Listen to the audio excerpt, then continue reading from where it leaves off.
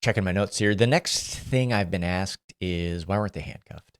And so, not knowing everything the officer knew and not knowing their procedures, what I'll say is I have seen officers arrive at a shoplifting report depending on the information and go straight to handcuffs.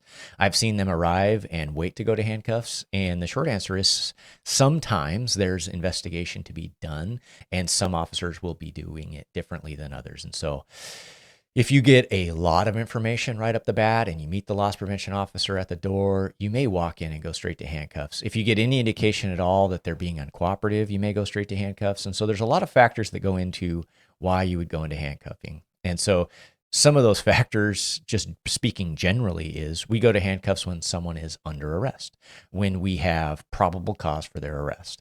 And another time would be to detain them based on the circumstances during an investigative detention, a Terry stop.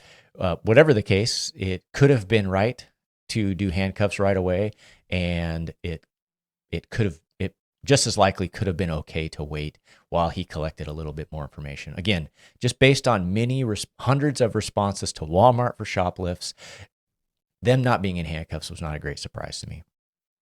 So then the question I was asked, and there's lots of information, and if I suppose there's probably people who know even more, so I'm just speculating.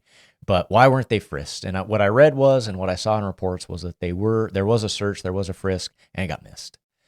And that just happens. It shouldn't happen, and it doesn't have to happen, but you see it happen.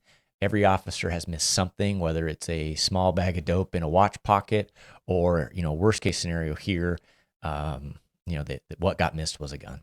And so it's a good reminder for us to do if we're gonna do a frisk, do a good frisk. If we're gonna do a search, do an academy search where you are just pulling every pocket inside out, and every dime, nickel, and tic tac in their pocket is out in a Ziploc bag. And so it's just a good reminder, if we're going to do it right. It's just a good reminder that the thing you miss might be a gun.